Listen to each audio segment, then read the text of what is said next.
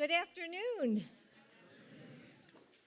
Wow, there is just so much love in this room. Gosh, Joe, Kamala, Doug, and I are honored to be with you for our very first in-person White House Black History Month celebration.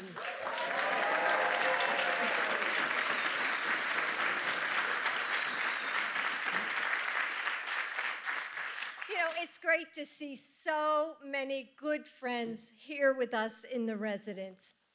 And thank you to DJ D-Nice. Where is he? Ah, there you go. You know, your club quarantine brought us so much joy during the dark moments, and we are so grateful to have you with us today. So thank you for being here.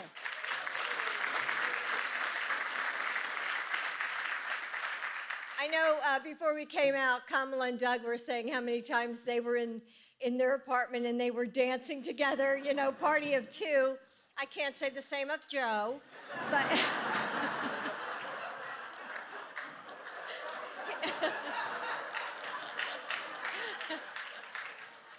party of one.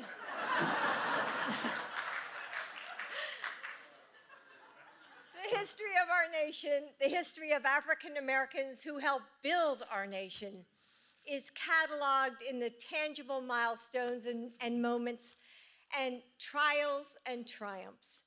We remember the names of those who shaped the course of our country and whose hands have written the story of America. Many of those hands belong to you. Yes. Those who have crafted our laws and dismantled injustice, who have penned our poetry and painted our dreams, who have taught the children who will lead us into the future and flown to the heavens to touch our stars. And yet there are threads stitching our history together that can't be captured by books. The laughter that gives us strength when the world feels hard or hopeless. The joy we find in shared purpose and acts of kindness, and the friendships that restore our faith in the world. That's what we celebrate today. A history as beautiful and diverse as our nation, as strong as the voices who continue to demand justice, a legacy driven by love for one another and hope for a brighter future, a heritage cemented by faith, friendship, and joy.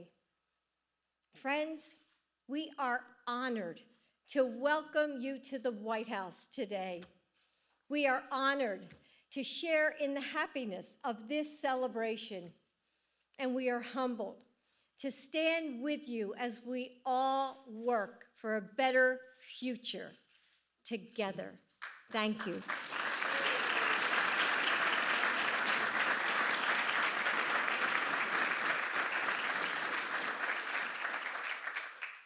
As many of you know, our Vice President's historic path to the White House began before she could even walk, marching with her parents in the civil rights movement, or at least being pushed in a stroller. Since then, she has dedicated her life to pursuing justice and opportunity for all. She is a partner to Joe, especially on issues like voting rights, and is proud to be the first, but not the last. Ladies,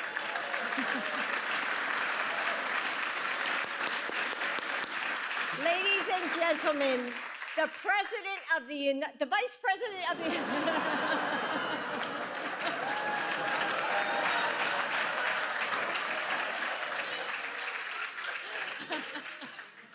I just said that to make you laugh.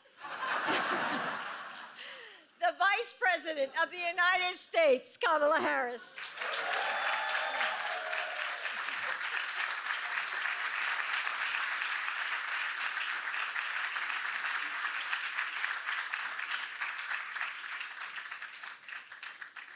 Thank you, Dr. Biden. Thank you. Please have a seat, everybody. Well, good afternoon, everyone. Good afternoon. It is so good to meet so many folks and to see so many folks. It's nice to be together under one roof together, isn't it? And of course, it is an honor to be here with our incredible President, Joe Biden.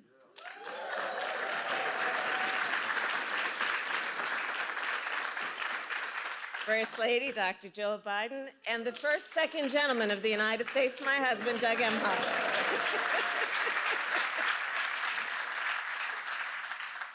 It is wonderful to be here this afternoon, joined by the most esteemed members of the Congressional Black Caucus.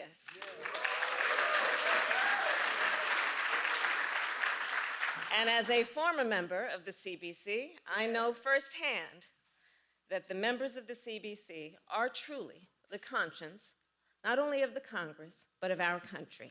Thank you.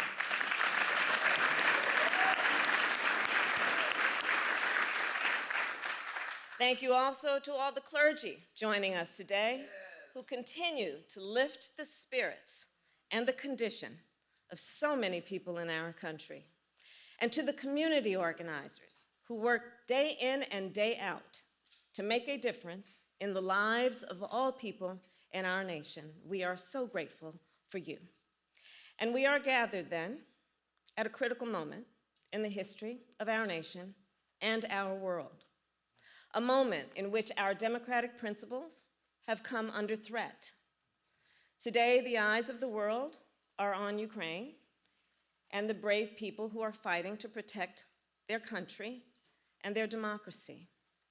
And their bravery is a reminder, a most recent reminder, that justice, equality, and freedom must never be taken for granted by any of us. So friends, Black History Month was established to teach the history that too often has not been taught. The history of Black excellence and leadership in America.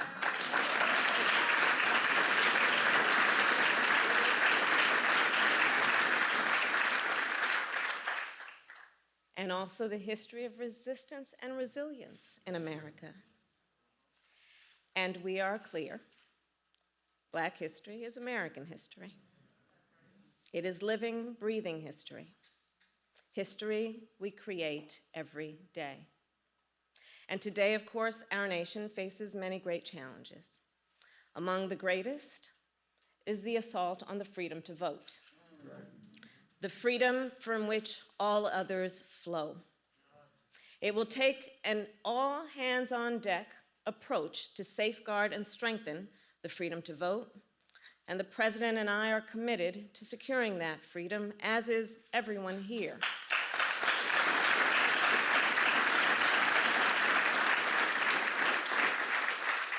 And that is why I felt such pride and such hope, understanding how votes lead to action through elections. It is why I felt such pride and such hope this past Friday when President Joe Biden nominated Judge Ketanji Brown Jackson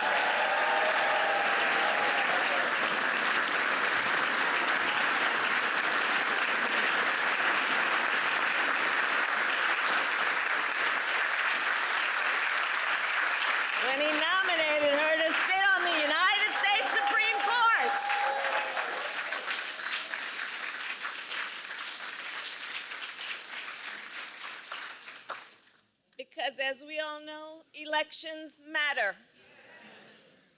And when folks vote, they order what they want, and in this case, they got what they asked for. I went off script a little bit. And Judge Jackson, of course, will make a phenomenal justice. She is brilliant. She has a brilliant mind and a record of excellence. A record that proves she will administer equal justice.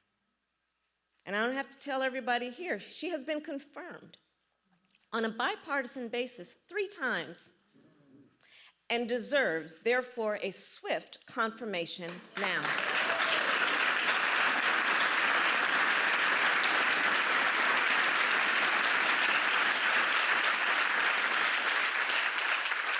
And Judge Jackson will be the first Black woman to sit on our nation's highest court. And as Dr. Jill Biden mentioned, it is with that spirit also that we know she will not be the last.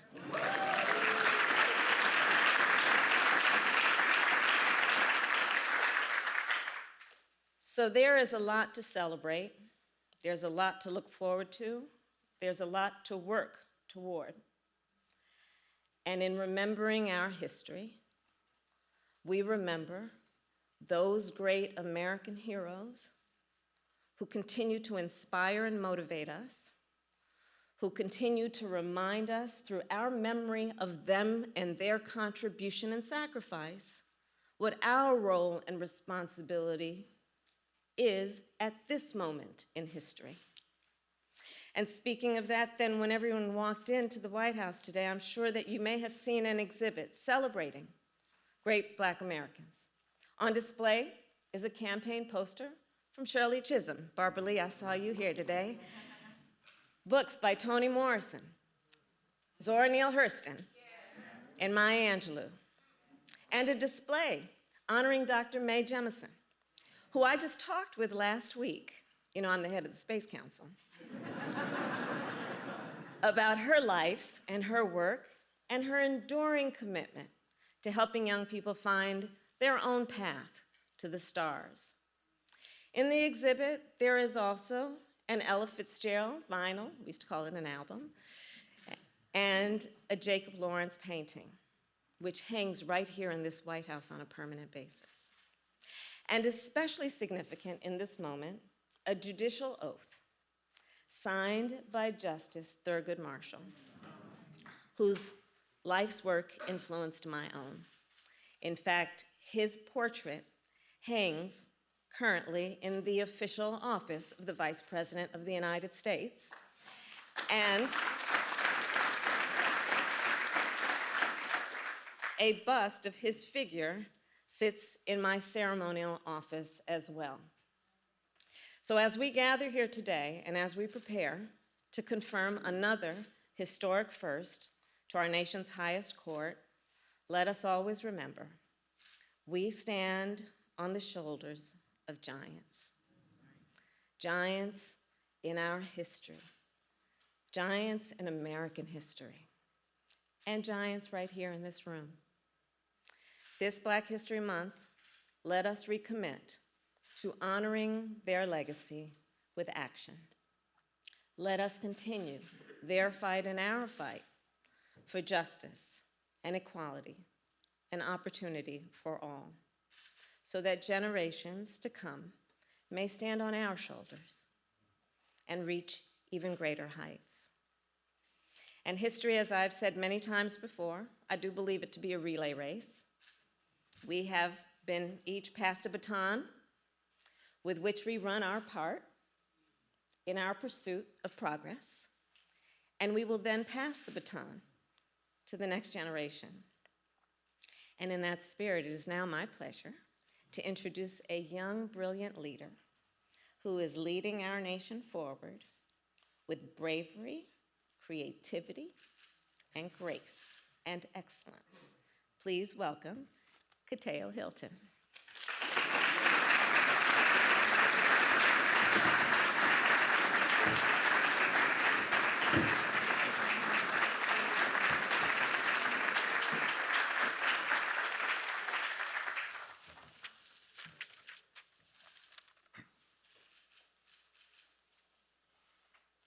Hello. Thank you, Madam Vice President. My name is Kateo Hilton. I am 18 years old and I grew up in Washington, D.C., just a few miles from here. During Black History Month, I paid closer attention to the street names I walk by, like Nannie Helen Burroughs, who fought for educational equity for Black women. And I learned about the history she made in the community where I am from. I learned about the many leaders who have come before, whether they created change in their community or change the world. Black History Month also celebrates the history we continue to make. I am a junior mentor at Life Pieces to Masterpieces, a youth development and mentoring organization for Black boys in my community. In a world full of violence and negativity, Life Pieces to Masterpieces gives us a space to be safe, express ourselves authentically, and create new Black history every single day.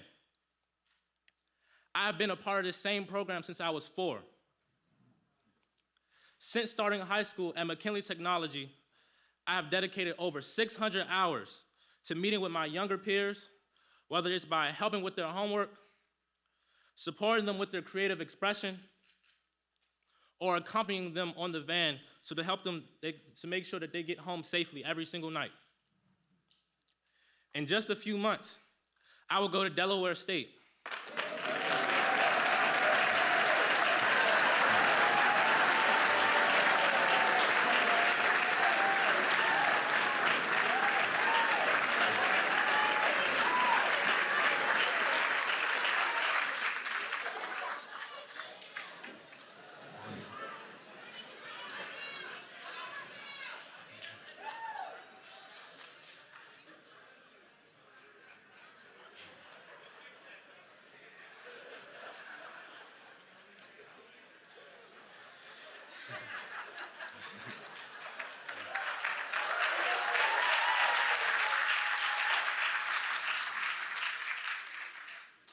Which I know President Biden will be happy to hear about.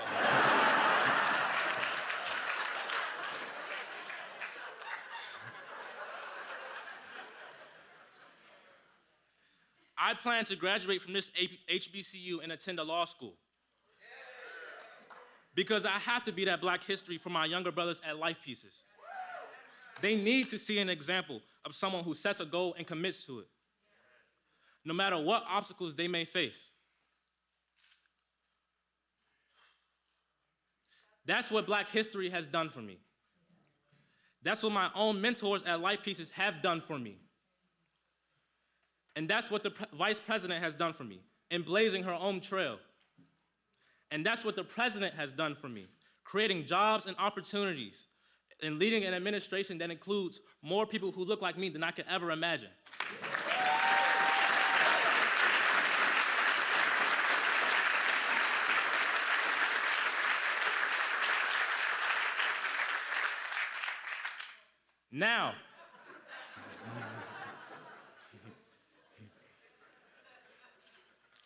Now, without further ado, the President of the United States, Joe Biden.